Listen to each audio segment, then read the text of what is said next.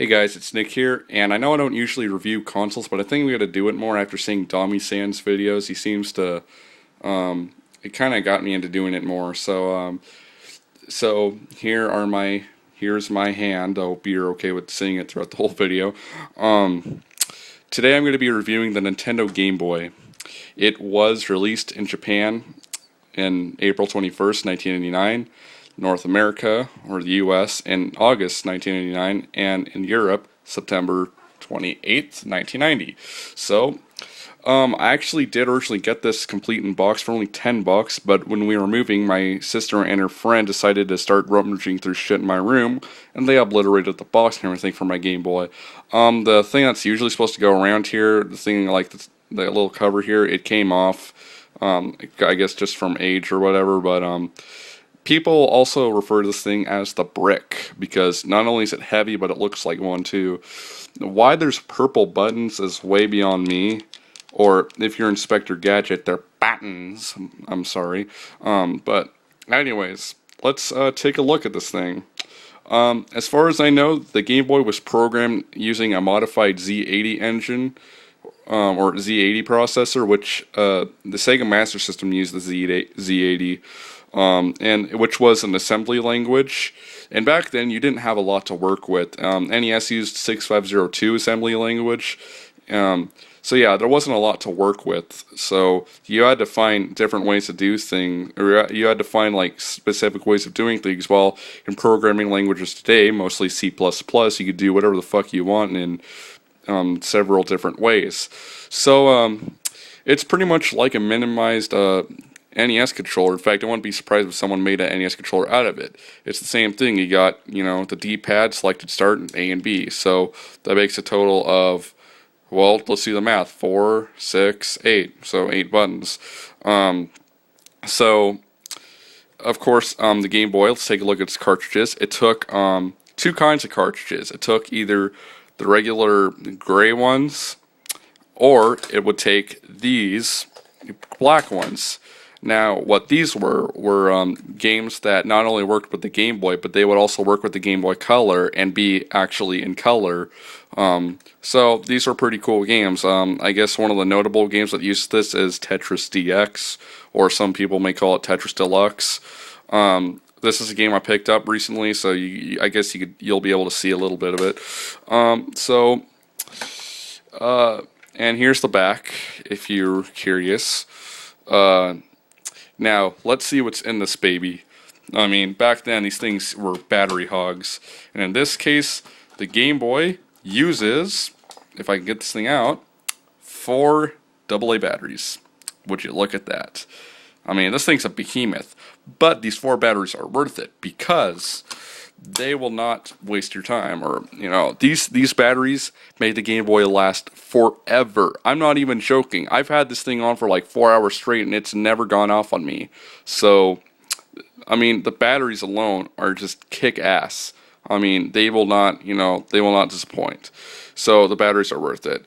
So let's check out the inputs here. This is an external connector if you want to, connect another Game Boy, so you can play some verses or whatever. Here we got the volume slider. It's your normal average volume slider. Nothing special here. Then you got this little AC adapter if you want to plug it into like the wall or whatever. And, so you want to worry about wasting batteries. Then you got the contrast thing. We'll take a look at that. First of all, we're going to start off by turning it on.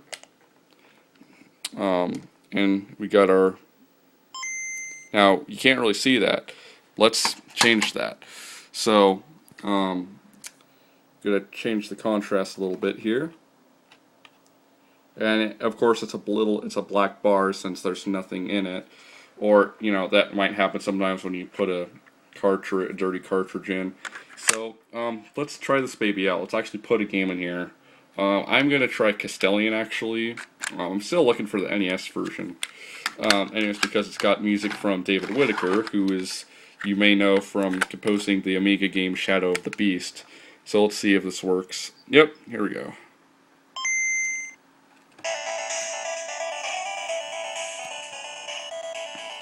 So, you might notice if you play the NES version of this game that the music's a little different, or it's like a little like the pitch is different. It's because of the PAL. Since this was originally developed by a British company, and the Game Boy has no because the Game Boy has no like region setting or whatever. Anyways, let's play this. Yeah, you can only have music on or sound on, which I think is kind of stupid. But we're gonna play with sound. So we're gonna start off here by I can barely see what I'm doing. So of course the Game Boy had monochrome colors, and there we go. I died. Whatever. Let's play something else. Let's play one of those Game Boy Color / Game Boy games. We get this out, and we will put Shadowgate Classic in. And don't ever put your Game Boy up like this. It's a bad idea. Alright, let's see what we get here. Alright, perfect. Kemco, of course. Now, contrary to popular belief, this game is actually developed by Kotobuki System, which is a Japanese developer. And you get to select your language here. So overall, back then, this thing was revolutionary for its time. Like I said, the batteries last a long time, and that's pretty cool. You got your, and you know, the controls respond very well, all that stuff. Don't worry, I'm not flipping you off, I promise. So overall, the Game Boy is a great system.